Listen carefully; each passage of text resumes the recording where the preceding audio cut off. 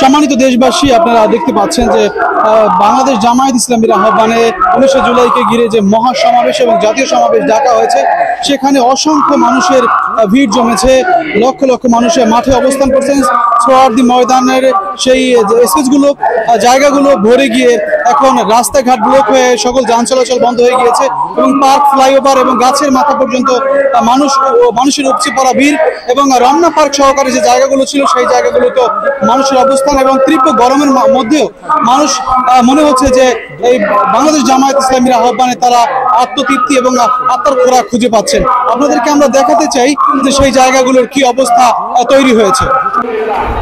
বাংলাদেশ জামায়াত ইসলামীর 7 দফা দাবিকে সামনে রেখে যে সমাবেশ ডাকা হয়েছে, সেই সমাবেশ স্থল তথা সোহরাওয়ার্দী উদ্যানে মানুষের উপচে পড়া ভিড়।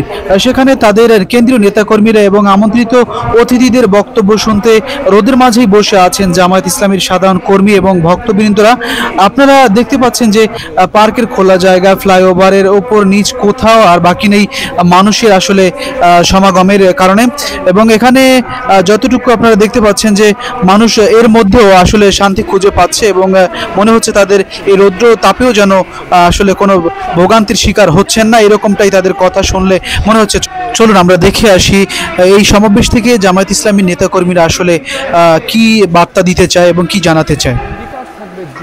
আসসালামু আলাইকুম। ওয়ালাইকুম আসসালাম ওয়া রাহমাতুল্লাহ। আপনার নাম এবং কোথা থেকে এসেছেন? আমি আব্দুল হালিম, আমি টাঙ্গাইল থেকে আসছি। জি, আপনারা আসলে কি জন্য এখানে এসেছেন? আমরা আসছি আমাদের এই জাতীয় মহাসমাবেশ সফল করার জন্য আসছি। এই মহাসমাবেশে আসলে এসে আপনার কেমন লাগছে? আমার খুব ভালো লাগছে, মনে হয় থাকি এখানে। বাংলাদেশ জামায়াত ইসলামী এই মহাসমাবেশ ডেকেছেন। আমরা দেখতে পাচ্ছি যে তীব্র গরম, মাঠে টেকা দায়, সেখানে বসে আছেন, জায়গা না পেয়ে আপনারা এই পার্কের মধ্যে অবস্থান করছেন। আসলে জামায়াত ইসলামীকে এত কেন ভালোবাসেন? জামায়াত ইসলামীকে ভালোবাসি এজন্য দীর্ঘ 11 মাস এই ফ্যাসিবাদ সরকার এসে বিদায় নিয়েছে। দীর্ঘ 11টি মাস এই জামাত ইসলাম এই দেশে ইসলাম প্রচার করছে। মাঠে ময়দানে চলছে জামাত শিবিররা। আজ পর্যন্ত একটা দুর্নীতি আমরা শুনি নাই তাদের মুখে। চাঁদাবাজ, রাজধানী, মারামারি কিচ্ছু নাই, কিন্তু অন্যান্য দলেরা তারা বিভিন্ন রকমের সমস্যা সৃষ্টি করতেছে এই দেশে। এই জন্য আমরা আল্লাহর আইন আল্লাহর জন্য কায়েম করতে চাই। এই জন্য আমরা জামাত ইসলামের সাথে সম্পৃক্ত হয়েছি।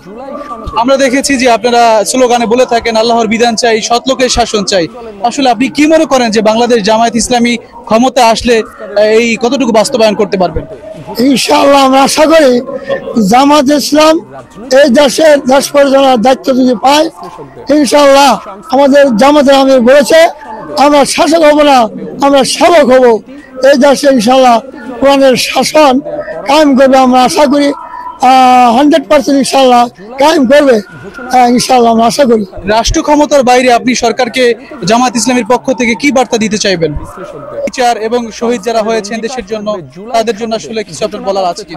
জি জি, আমরা চাই এই দেশে যারা শহীদ হয়েছে আমাদের জামাতের 11 জন আর সামনের সারির আর নেতারা শহীদ হয়েছে, আমরা দোয়া করি, তাদের শহীদ কামনা করি এবং তাদের আমাদের মিডিয়ার হত্যার বিচার চাই, সামনা সত্যের বিচার চাই। আমরা বাংলাদেশ জামায়াত ইসলামীর এই জাতীয় সম্মেলনের মাধ্যমে আপনারা মনে করেন যে সরকারকে যে বার্তা দিবেন, সেই বার্তার মাধ্যমে কতটুকু আসলে বাস্তবায়ন হওয়ার সম্ভাবনা আছে?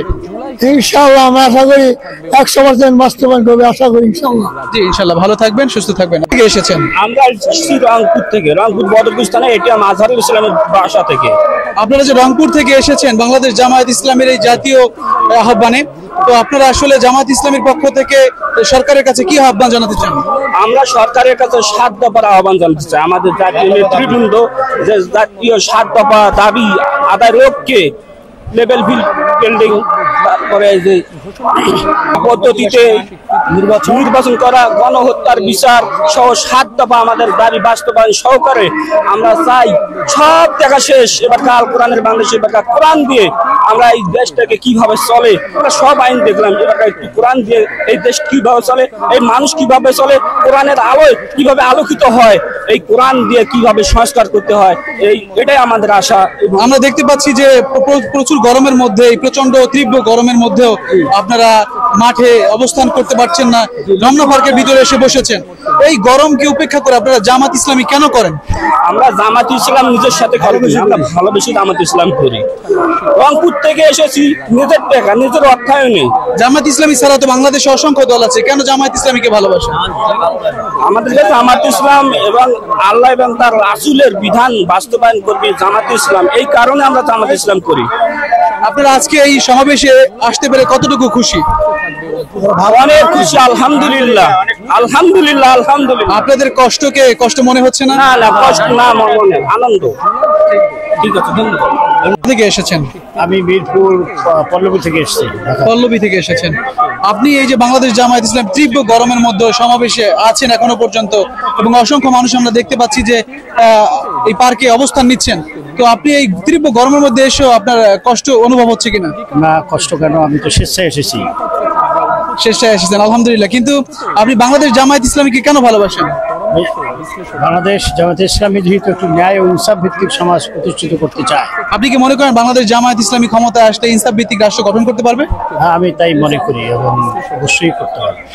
আপনারা আজকে এই যে সম্মেলন থেকে আমাদের রাষ্ট্রকে কি জানাতে চান, কি বার্তা দিতে চান? আমাদের সরকারের প্রতি আমার বক্তব্য হচ্ছে, সামনে যে নির্বাচন হবে তার জন্য একটি লেভেল প্লেইং ফিল্ড প্রস্তুত করতে হবে, প্রয়োজনীয় সংস্কার করতে হবে, তারপরে নির্বাচনের চিন্তা করতে হবে। আপনারা মনে করছেন যে এই সমাবেশ থেকে শতভাগ আপনাদের আহ্বানে সরকার সাড়া দিবেন বলে মনে করেন? সরকারের সঙ্গে তো এই সমাবেশের বাইরেও যোগাযোগ হচ্ছে। আমার মনে হয় বাংলাদেশ জামাত ইসলামীর পক্ষ থেকে চেষ্টা করা হচ্ছে সরকারকে সহযোগিতা করার জন্য, প্রয়োজনীয় সংস্কারের জন্য এবং একটি সুষ্ঠু নির্বাচন আয়োজন করার জন্য আমরা আশাবাদী। ঠিক আপনারা দেখছিলেন যে ময়দানে তাদের নেতা কর্মীরা যে ভাষণ দিচ্ছেন এবং বিভিন্ন বিষয়ে 7 দফা দিয়েছেন, ঠিক সেই দাবিগুলোই তুলে ধরেছেন বাংলাদেশ জামায়াত ইসলামীর নেতা এবং কর্মীরা। এস এম আসাদুল্লাহ, দৈনিক দেশ প্রতিদিন, ঢাকা।